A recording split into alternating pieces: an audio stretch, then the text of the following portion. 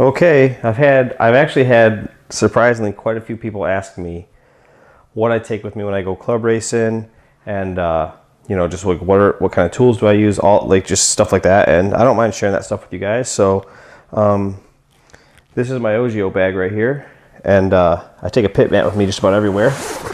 Whenever this is one for my home track that I usually just leave there, and it's just a good old fashioned, it's just a yoga mat. Works pretty good. You can get them for about $5. In the top of my OGO bag, let's see what's in here right now. Looks like there's a lipo sack with a battery in it. The programming card for my Hobby Wing version 3.1 Speedo. Some Kyosho header parts I bought. Looks like some shotgun parts, and just a little lighter for shrinking down some shrink tubing. So that's about it for the top. Stick this back in there real quick. And normally this thing's packed up really well, but for the moment it's really not, because I just was in a rush the last time I went club racing. So this is it. Inside the this flap right here, I keep all my tires and stuff, like unglued tires. So you see there's some dirt webs. I got some bro codes, some old version 1 barcodes, and even keep some pink BK bars floating around in there. So that's that.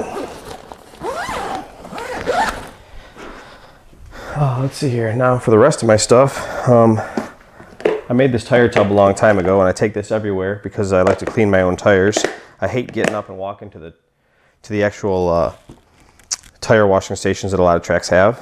Of course, my foam car stands are in here, and sorry, everything's just tossed in here, but you know, charger, more tires that I don't know if you can see these tubs, but usually I take one of these with me, and this has all my glued up tires, clay tires, and that's anything that I've bought and just never got a chance to glue up yet.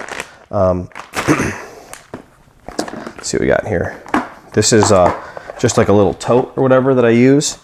It's got I don't know, I'll just show you what's in here. Just mainly just like some pens, pencils, servo tape. These are pinions, and the associated ride height gauge, and then my parts trays.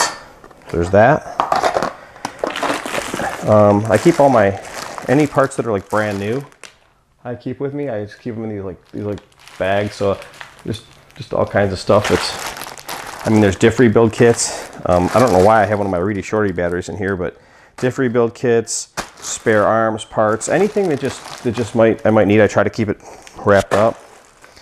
I always take a shock stand with me. Sometimes I'll break it down and put it in a bag. Sometimes I don't. Here's just a chassis protector for for my Kyosho car.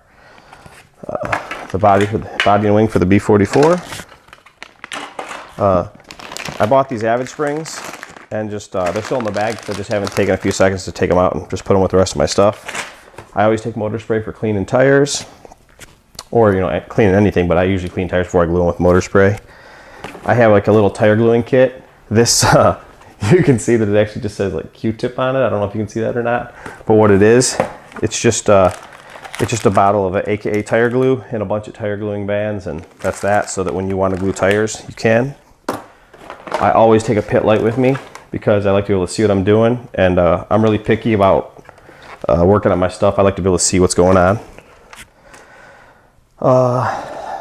Ryobi for working. Mainly I use this for my 8 scale, but sometimes I use it on my 10 scale stuff. This is an inexpensive soldering iron. This is just a $15 Weller soldering iron and a stand. Of course, if you've seen in my other videos, you know that I actually have a Hakko, but this thing works awesome and it's inexpensive, so I take it to the track with me. That way you don't have to go and bum a soldering iron, or you don't want to. I don't like to borrow stuff if I don't have to. So, cord for my charger. I take a lot of, people kind of give me a hard time, but I keep a lot of wings with me. So I have a bunch of wings. These are all pre-cut Losia wings. They work really good. They're about 12 bucks for a pair of them. They're cut out and they're durable, and that's just the ones I like. A backup speed control. This is one of those cheap Turnigy speed controls, but it works really good, and I keep it around as a backup in case one of my other speed controls fails. This is it looks like it's made by Flambeau. It's called a spinnerbait box or whatever. but you can see it keeps all of my shock oils and stuff in there, and it's like the perfect height. So you can get an associated shock oil bottle in there.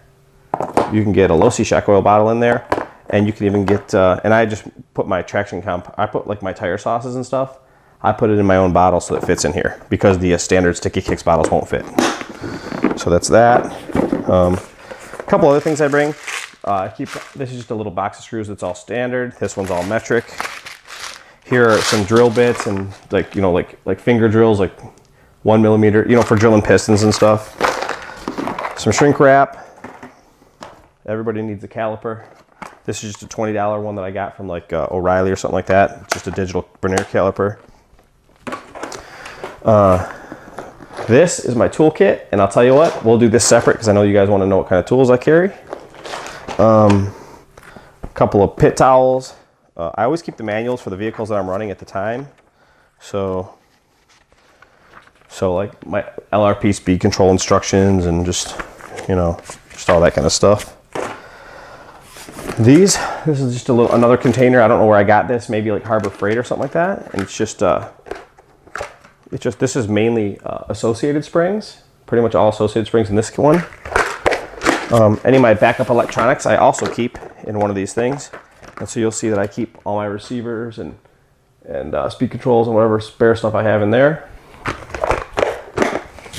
And then this is a box. It's another Plano case, just like my parts case, or just like my tool case, but I use it for, I have one of these $10 Plano boxes for every vehicle.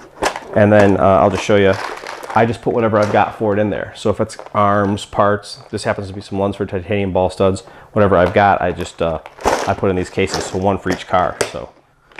And that's about it. There's some other stuff in here. It looks like B44.2 manual, the XXX main setup book that I like so much, some sandpaper, and then instead of carrying a big giant bottle of Simple Green, I just put it in the Sticky Kicks bottle. This is actually just Simple Green. So that's what I take with me. Now let me show you what's in my tool. Let me show you what's in my tool, my Plano case full of tools, and that'll be that.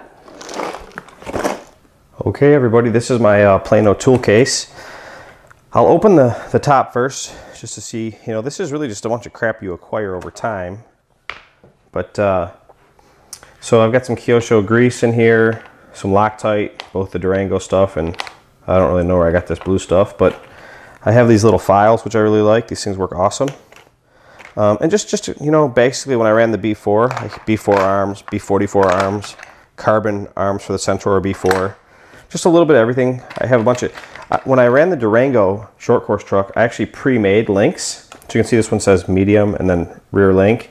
And so I had 3 different sizes that were already set at 1.5 degrees of rear camber, so I could just change the link length without actually adjusting them. Kind of a handy idea, I guess. A bunch of weight, because you never know when you're going to want to add weight or solder up some new connectors, but that's basically it. It's really nothing special. These are shock spacers, and there should be some shock pistons under there, and you know, just some hardware pieces, A-towers, idler gear, aluminum top shaft for something. But anyways, that's what's in the top. You know, new shock eyelets, just whatever. Now for this, I actually I got a little fancy. I put in a ball stud and a Super Duty turnbuckle so that it holds it open, and that's that. So here's what's in this. This is an RC Car Action parts tray that I got at some race for free at some point.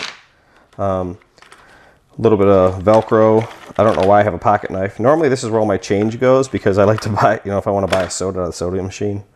Ride height gauge. These are actually all my Kyosho springs because I was just testing the car the other day. Cheap, or shouldn't it cheap, this is actually $20. Camber gauge, shock shaft pliers. One of my favorite tools are these. I got these off the Snap-on truck when I used to work at a stereo shop like more than a decade ago. But they actually you just push it in and they slide.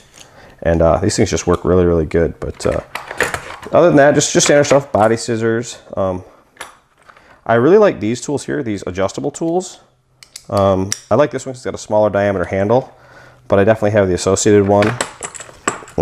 This is actually made by a company called Align. You can get it from A-Main for like 27 bucks with all the, these are metric bits. It's not standard and metric, it's just standard. But This is a really cool tool. Ty Tessman had soldered up my four-wheel buggy for me at the Hot Rod Shootout last year, and he had this thing for much more. And it's not cheap. It's like 35 or 40 bucks, but it's just a soldering jig. But I bought it because it was pretty sweet.